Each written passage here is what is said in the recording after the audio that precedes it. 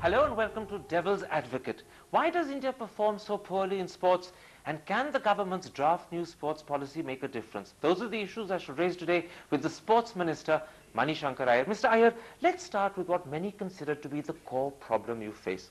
India has the world's second largest population, and yet it comes absolutely last in the number of Olympic medals won per capita. Are you sometimes embarrassed by India's performance at sports? Not embarrassed. I think I'm depressed by it. And quite clearly, I regard the first job of the Minister of Sports as being to understand what are the underlying reasons for that and try and address them. That's very much what I want to talk to you about. But before I do, let's just put into perspective how badly India does. Its performance in terms of Olympic medals is worse than Niger and Paraguay. China, since 1984, when it came into the official Olympic movement, has won 320 Olympic medals. India has won just 3. I mean, what possibly could be the justification for that sort of abysmal performance? There's no justification. What we have to look at is why and try and address that. To what extent, then, is cricket the culprit? I don't think cricket's the culprit at all. I know that there is a large school of thought that believes cricket is the culprit. But the fact of the matter is that cricket is played by a very few countries in the world, and among those countries we have, especially of late, when I say late, over the last 20 years, frequently done so well that since it's the one sport we really do well in, there is a tendency for sports fans to concentrate on cricket and for commercial interests to support cricket. Let me tell you why I asked that question. In September, when India won the T20 championship, not only did the team get 2 crore prize money, but every single member got 80 lakhs from BCCI, a further 25 lakhs from Sahara, sizable sums from their state governments, and on top of that, a 5-hour ticker tape reception in Bombay. In contrast, the Indian hockey team won the Asian Cup. It didn't even get a lakh each from the federation, and it was ignored and forgotten by everyone else. Is that differential treatment justified? Well, it's justified by the fact that the BCCI doesn't take a penny from government, and they are able to raise those enormous sums of money which enable them to reward these cricketers. And the reason why they're able to raise so much money is that the commercial interests find that popular interest in cricket is so large that they're able to sell their products in a subliminal manner while the fans are watching cricket. Maybe BCCI as a private organization is right to treat cricketers as it wants. But what about when central government ministries and state governments themselves differentiate between world champions in sport? Because I think this is the one sport in which we are world champions, and in other sports we're not really. Let me give you the example of Pankaj Advani. He's a double world champion in billiards and in snooker. And when the Karnataka government was asked why they hadn't felicitated him, the spokesman officially replied that they would consider giving him a lakh if he applied. Well, that is, I'm not the spokesman of the Karnataka government, and I don't want to take up a particular case. But the fact of the matter is, it's not cricket's fault that billiards doesn't get the kind of importance it ought. What about the Central Ministry of Civil Aviation? It's showered benefits on all the cricketers who happen to be associated with Air India and Indian Airlines. It's ignored all the hockey players who are similarly associated with those airlines. Is that fair? Well, I think this is a question that you should address to Mr. Sharad Pawar's deputy, who happens to be the Minister of Civil But you're a Aviation. sport minister. Surely you should be speaking out in favor of sportsmen because, being treated because equally. It's not at the instance of the Ministry of Sports that the Ministry of Civil Aviation has taken its. Can't you intervene? Can't you intercede? I don't want to. I don't believe it's my job to do so. I think much more important than dealing with whether top-class cricketers and top-class hockey players are treated equally or not equally, we ought to concentrate in the Ministry of Sports on widening the basis of sports.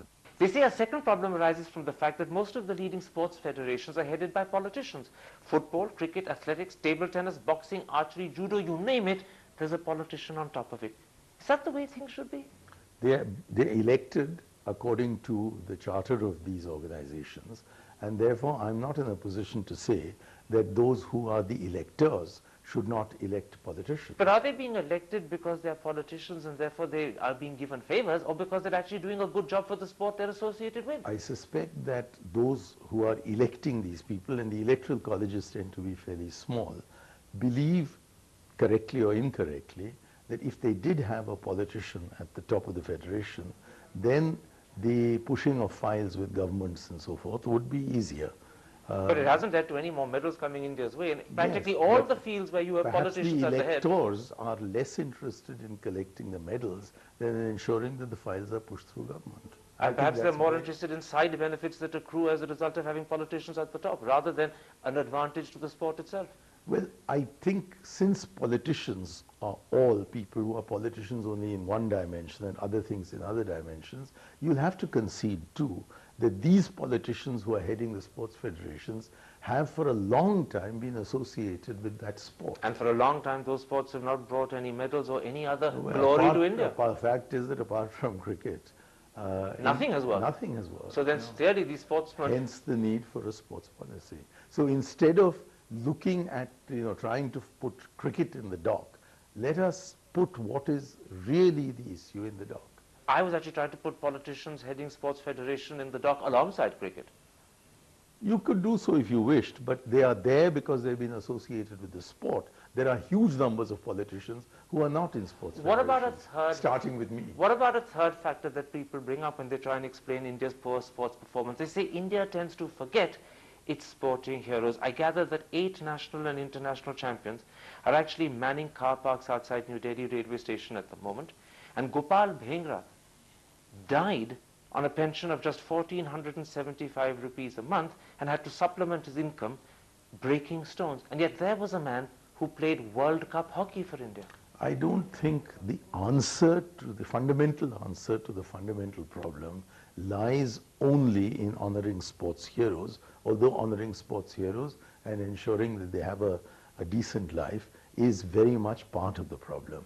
I think we have to go beyond the question of sports heroes to the question of creating a sports culture and catering to it among the children, the adolescents and the youth of India. Something that sounds so obvious and something that should have been done perhaps 60 years ago. Let me quote to you what in fact the Chicago Tribune says about the inability of successive Indian governments to tackle this problem. They say India's governments in the last 60 years since independence haven't considered sports an important focus compared to all the other pressing needs the country faces. Is part of the blame the fact that the government hasn't understood the importance of sports? I'd say go even further. I'd say even the Constitution has not understood the significance of sports, because if you look at the sports entry in the state list of the Constitution, you find that the entry reads theatre and drama, semicolon, cinema subject to the conditions listed in entry 60, semicolon, sports, amusements and recreation.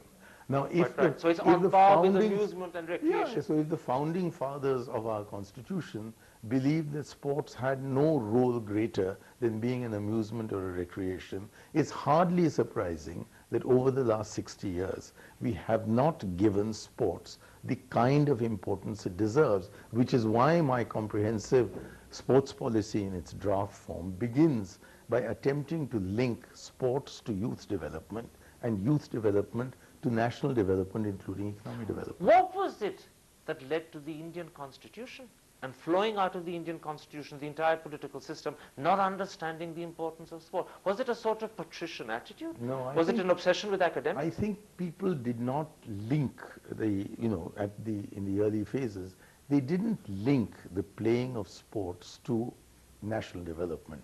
They really regarded it as kicking a ball around and therefore being a form of amusement or recreation. What about the fact that most Indian parents and in fact Indian society is more obsessed with academics and school results and college results and looks upon sports as unimportant? Again, I think it is not understood in countries like ours and had been much better understood in socialist countries and is now increasingly being understood even in developed countries, that there is a very close nexus between sports and the development of a culture which enables a process of development to take place. Does your cabinet understand this? If they hadn't at least instinctively understood it, I don't think they'd have charged me with the duty of preparing a comprehensive sports policy. Let's take a break at that point. I want to talk about your comprehensive sports policy, and I want to ask you, it's a very well thought out policy, but is it going anywhere or is it stymied by a whole lot of political objection. We'll be back in a moment's time. See you after the break.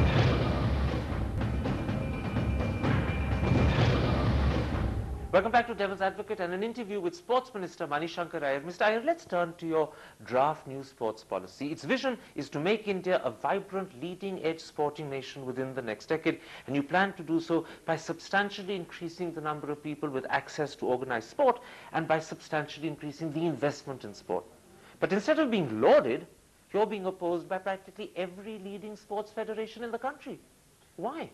As far as I can see, their entire objection is concentrated on one paragraph, 23.1, which suggested a sports regulatory authority. In which case, drop it and then go ahead with it. Why make that an obstacle? It's not an obstacle for me at all. I had assumed that they would come to me for a discussion, which they promised, which they were supposed to do in August. They then asked for time to do it in September. They fixed a date in September and they failed to turn up. Then they said they'd come on a particular date in October. We fixed another date for them in October. They didn't turn up. So I'm now going ahead. But pause a And moment.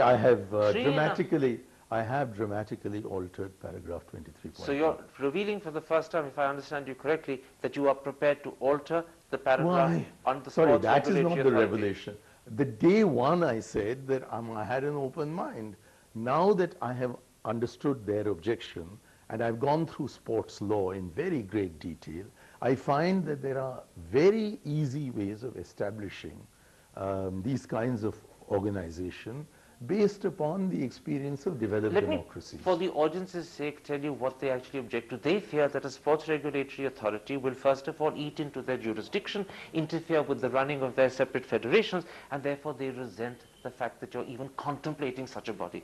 So you're saying to me, you're prepared to drop this. In the first instance itself, in paragraph 23.1 as originally drafted, we said that this would be subject to complete respect for the Olympic Charter. Now, since there seems to be a contradiction, I have taken up all the extant examples from international sports law and modified the paragraph. Have you communicated to all the heads of the sports federations that you are prepared to modify and take on board their objections to the SRA? Can you imagine putting forward a draft, asking for consultations, and being not understood to be ready to open it? So I've done several interviews where I said I've got an open mind. I think the fear on the part of the International Olympics Association president, which he has communicated to his sports federations, that I'm a very difficult human being, is responsible for their not even coming forward. But the second problem that in fact you have with all the sports federation heads is not just their objection to the SRA, which you've now said you're prepared to take care of. No, which I have taken care of. And you're making it public as well. But in fact, you have a relationship with Suresh Kalmadi, the head of the Olympics Association, which borders almost on hostility. The man clearly doesn't seem... Not on my part. But he clearly doesn't seem to like you. Yeah, he accuses you for the fact that India lost the Asian Games. I think both Mr. Kalmadi and you have the right not to like me. Except for the fact that you don't have to do business with me, but you do with Mr. Kalmadi. Mr. Kalmadi's refusal to talk to you is holding up your sports policy. It's not at all holding it up. Almost 4 months since you went public and you haven't spoken to any sports federation at all? It's not at all holding it up. I wanted an opportunity to understand what were the issues that over 100 persons who have interacted with us have raised. We've taken all their comments into account. We've modified several parts of the original draft.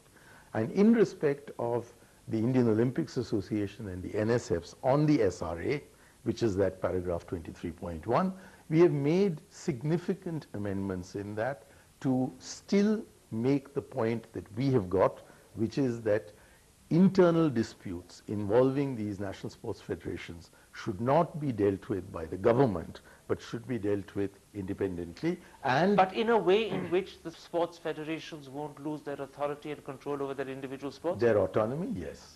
That you can assure them? Well, that's my intention. What about the fact that it's not just the heads of sports federations that you have problems with? Many of those heads end up being senior politicians. We're talking about people like Priyaranjan Das Munshi, who looks after football, not just Suresh Kalmadi, but also Sharad Pawar, Lalu Yadav. Will they be happy for your sports policy to go ahead? Because even they have not met you.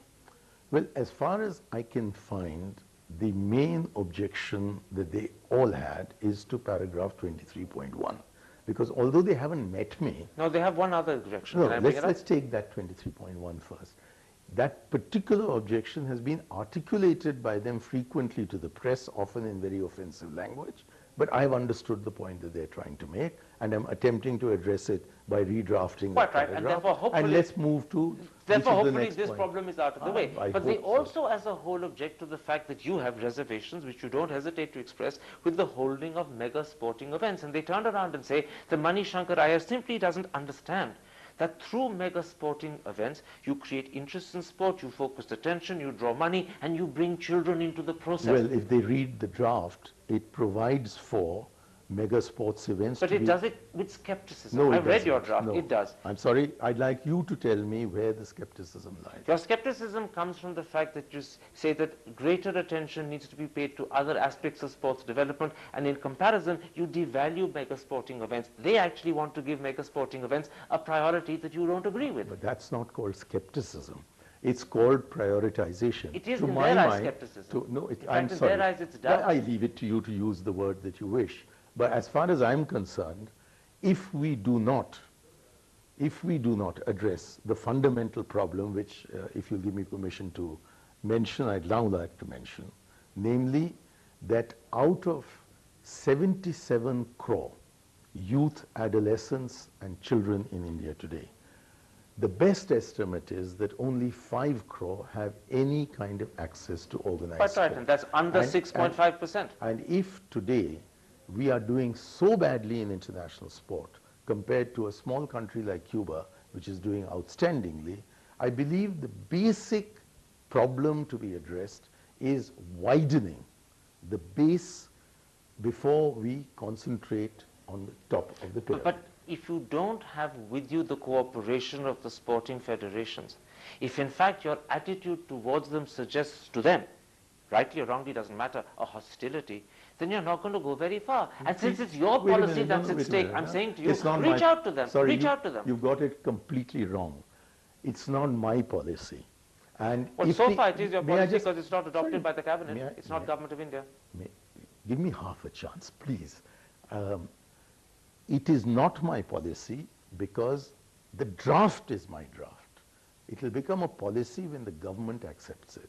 And if implementing that policy involves changing the minister, I'd be only too happy to change.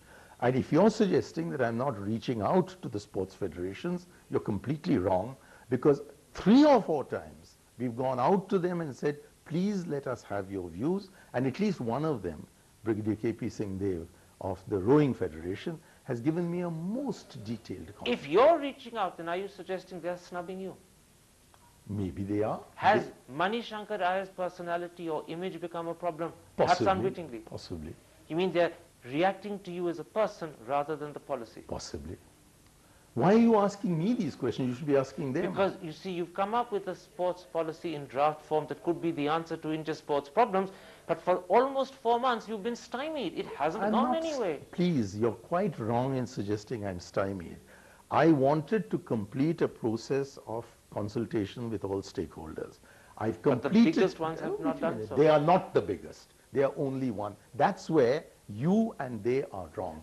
They are only one of the set of stakeholders. Let me put it like this. Are you confident that before the end of this government, which is now perhaps no more than 16, 17 months away, you can get your draft policy converted into a formal policy approved by the government? I'm absolutely sure I can get the policy through. Yeah. And are you also confident that you'll keep your post, because there's speculation you may lose the post, perhaps even over this issue? I'm neither concerned with nor interested in this particular post. I'm doing my job.